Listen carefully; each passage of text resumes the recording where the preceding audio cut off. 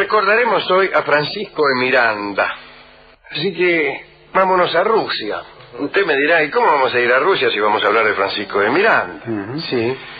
Pero, como si fuera una película, podríamos empezar esta visión de la vida de Francisco de Miranda, toda vez que es parcial, en el mes de enero de 1787, y en un coche.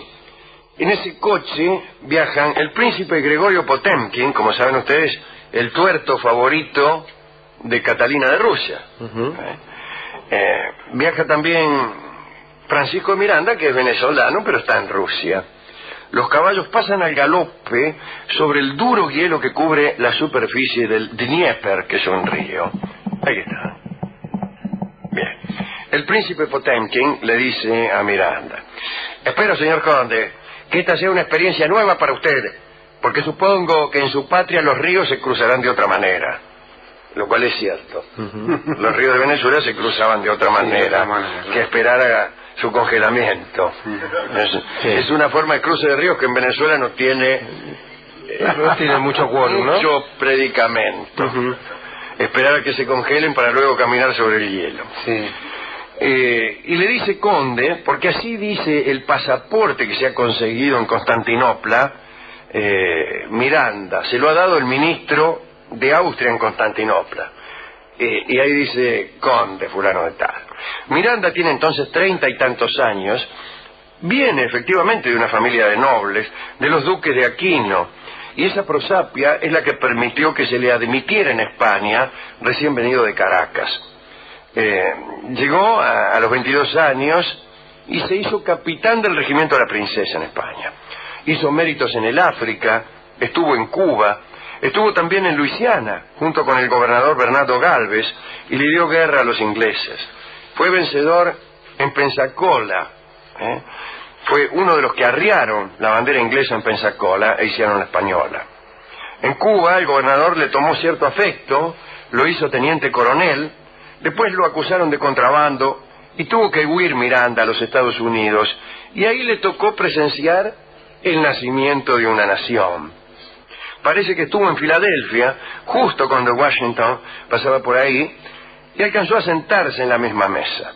Parece que en ese entonces Washington estaba en la cumbre de su gloria, tenía 51 años Washington, Miranda era un chico de 23.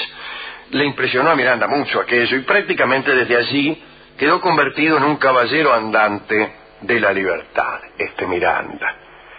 En Boston, donde fue a dar, trazó los primeros planes para la independencia de la América Española. Después se fue a Londres a buscar aliados y no consiguió muchos.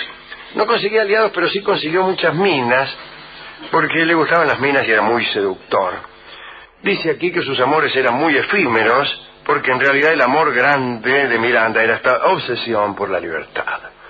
Andando y andando es como llegó a Rusia, y ahí es que lo encontramos en el coche de Potemkin, atravesando el río Dnieper congelado. En cierta ocasión parece que Miranda estaba observando a serviles grupos de tártaros y cosacos que rendían homenaje al príncipe. Los miraba desde luego con cierta prevención. Un día llegaron a una ciudad y allí asistieron a un concierto, y a Miranda le sorprendieron la disciplina y el acuerdo de los músicos, y preguntó: ¿cómo logran esto? A palos, le contestaron. Lo disciplinamos a patadas. Finalmente el azar lo acercó a la corte de Catalina, que estaba en Kiev en aquel entonces. Por cierto, Catalina era otra aventurera, ya hemos hablado de ella aquí en el programa. Salida de un minúsculo principado alemán, y en virtud de una serie de golpes de suerte, casamiento, la muerte de su marido, etcétera. El caso es que Catalina quedó como dueña de Rusia, y además había renovado la corte de los zares. Ella misma era admiradora de la inteligencia, leía a Voltaire todo el tiempo, y se rodeaba en esa corte de artistas, de personas interesantes y de pensamiento. Lo encontró muy atractivo a Miranda en todos los sentidos. Desde ya él era un hombre del otro lado del mundo, y escuchaba a la emperatriz con mucha atención, ¿no? Y ella lo escuchaba con atención a él cuando contaba las cosas que sucedían por aquí. Incluso Catalina trató de convencerlo para que se quedara en Rusia como oficial del ejército, le mostró las telas de sus vestidos, permitió que Miranda palpara aquellas telas como una forma de seducción, de todos modos no demasiado pasional, porque Catalina ya tenía 58 años. El caso es que Miranda resolvió irse de Rusia. Catalina intentó retenerlo, no lo consiguió, pero le dio sí un poco de dinero y algunas cartas para que buscara aliados en otros países. Gracias a esas cartas, Miranda se abrió camino en Suecia, en Noruega, en Dinamarca, en Prusia. Viajaba con nombres supuestos, porque los embajadores de España lo andaban persiguiendo. Llegó a Inglaterra y se puso en contacto con Pitt. Recuerdan ustedes a William Pitt, el ministro, ¿no? Lo recibió Pitt en la casa de campo y él empezó a hacer gestiones para la independencia de América. Formuló allí un plan de guerra y de gobierno. Se proclamaría un imperio independiente entre el estrecho de Magallanes y el paralelo 45 del hemisferio norte, fijando como límite con los Estados Unidos el Mississippi. En Panamá se abriría un canal para facilitar el comercio con la China. La Habana sería la llave del Golfo de México y del Caribe. El emperador sería un descendiente de los incas y el sistema parlamentario funcionaría como en Inglaterra, es decir, una Cámara de los Comunes elegida por el pueblo y un Senado de caciques. Eso es lo que proponía Miranda. Pero Pitt lo escuchó como quien no hace llover y Londres no lo ayudó, y mientras tanto en Francia sucedió algo impresionante. Desde luego, estalló la revolución. Y ese es un teatro ideal para Miranda, porque además Francia está en guerra con Prusia. Miranda cruzó el canal y consiguió ser admitido como oficial de los ejércitos franceses. Sirvió bajo las órdenes de Dumouriez. Hizo la campaña del norte contra Prusia.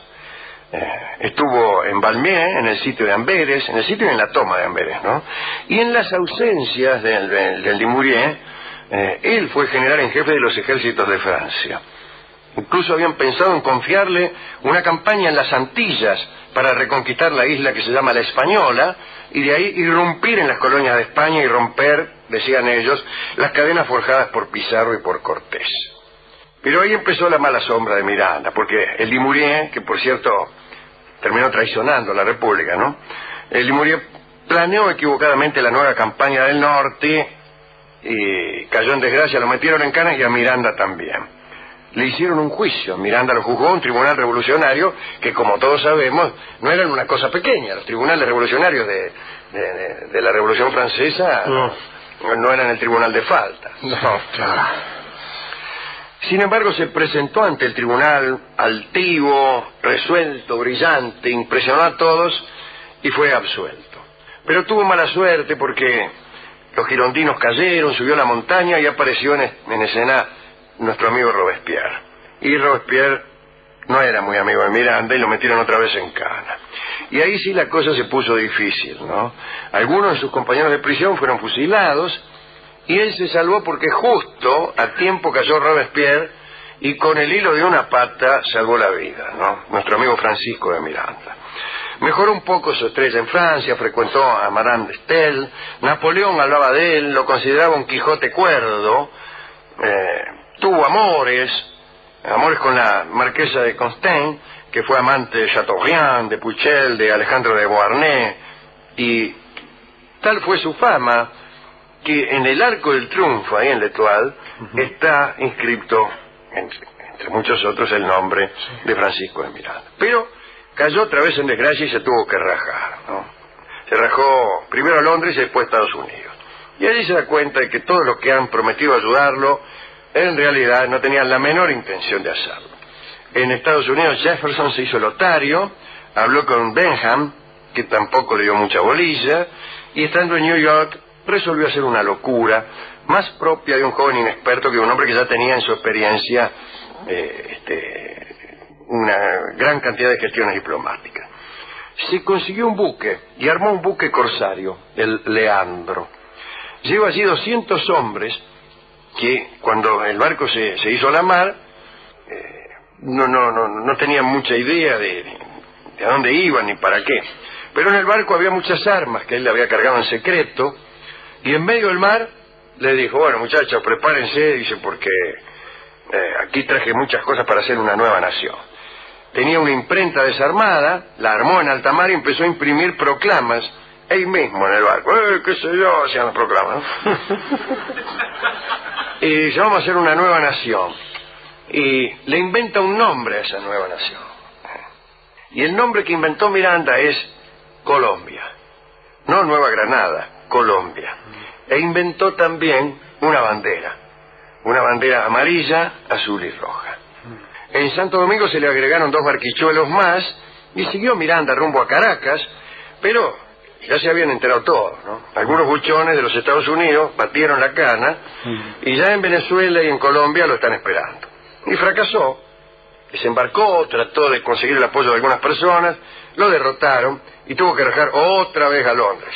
Allí habló con un señor llamado Arthur Wellesley, que no es otro que el futuro duque de Wellington, aquel que habrá de derrotar a Napoleón. Pero tampoco le dio bolilla, ¿no? De todos modos, España se está hundiendo sola. Y ya Quito, México, Caracas, Santa Fe es Bogotá, ¿no? Ya son una hoguera, y en su casa de Grafton Street, Miranda recibe a los amigos de la independencia, recibe a los delegados de Caracas, Andrés Bello, López Méndez, Simón Bolívar. A los pocos meses Miranda se embarca, trae papeles, memorias, trae todo el peso de una vida, ya tiene 60 años, Bolívar tiene 27. Y llega a Caracas, lo aclaman, se pasea a caballo, se aloja en la casa del joven Bolívar, pero la nación no se le entrega así nomás, ¿eh? En el Congreso que se elige allí, apenas si lo nombran diputado por el pueblo de San Juan Bautista de Pau, que es un pueblo muy pequeñito donde hacen quesos. Eligen un triunvirato y lo dejan Arafue. No forma parte del triunvirato. De todos modos, se destaca como diputado, pero empieza la guerra contra los españoles. Miranda marcha al frente, Bolívar tiene el encargo de defender la plaza de Puerto Cabello, pero la pierde por la traición del señor Binoni. Miranda vio que por el momento la guerra estaba perdida y firmó una rendición, un armisticio. Los patriotas se rajaron a las Antillas, a Europa, que es el camino canónico de los patriotas derrotados, pero en la calle hay jóvenes turbulentos que no están muy conformes con este armisticio y que culpan de todo a Miranda, ya que están. Y el más exaltado de esos jóvenes es Simón Bolívar. Y a este Simón Bolívar se le ocurre un día que lo mejor es entregar a Miranda a los españoles, y a las 3 de la mañana le golpean la puerta a Miranda. Son los jóvenes acodillados por Bolívar y lo entregan.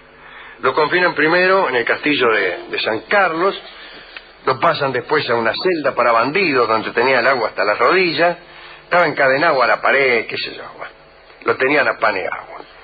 Después lo pasaron al castillo de San Felipe en Puerto Cabello, la misma plaza que había perdido Bolívar, y finalmente lo embarcaron a España y lo encajaron en la carraca de Cádiz. Mientras todo esto sucedía, Bolívar reanudó la guerra. Desde España salió un general, que es nada menos que Morillo, ¿no? Morillo, el que sitió Cartagena. En aquel sitio la tercera parte de los habitantes murieron de hambre. Finalmente tomaron Cartagena y todos los dirigentes que habían sobrevivido al sitio fueron fusilados por Morillo, ¿no? Ese era Morillo. Miranda seguía en Cana y así llegó el 14 de julio de 1816 y un criado de Miranda, llamado Pedro Morán, escribió que ese día se había muerto Francisco de Miranda, que no hubo exequias para él, que quemaron su colchón, enterraron su cuerpo así nomás, y escribió también que habían quedado unos papeles, y dice el criado, díganme qué he de hacer con unos papeles que él guardaba mucho. Y así murió Miranda, el que dio el primer empujón para la independencia de estas tierras, y uno de los primeros que soñó con una patria grande. Uno de los primeros también que cometió errores al buscar aliados, y uno de los primeros que fue olvidado y traicionado por quienes iban a ser sus más directos beneficiarios. ¿A quién quiere dedicar Rolón este recuerdo de Francisco de Miranda? Y este hombre, sin duda, Alejandro, fíjese, a la hora de las obsesiones, este hombre tenía dos, y las obsesiones eran las mujeres y la libertad. Es decir, la libertad y el amor. No está mal, ¿no?, para una persona a la hora de obsesionarse con algo. También a los que, como Catalina, admiran la inteligencia, porque es un modo de rehuir de la estupidez. Y, si usted me permite, a los que padecen por las promesas incumplidas y por las traiciones, Lo cual lleva a comprender que la esperanza a veces, como bien ha dicho usted, es un castigo más. Hemos resuelto amueblar esta pequeña charla con el tango que se llama Tierra Querida, obviamente referido a aquella patria grande con la que soñaba don Francisco de Miranda. Escucharemos entonces a Horacio Salgán, Salgán de Lío, ¿no? Dice Salgán acá. Entonces la orquesta de Horacio Salgán, que sin duda cuenta con la participación de nuestro amigo Don Ubaldo de Lío, que estuvo ayer también tocando Don Ciriaco. Sí. El príncipe Potemkin le dice a Miranda: espero, señor conde, que esta sea una experiencia nueva para usted, porque supongo que en su patria los ríos se cruzarán de otra manera.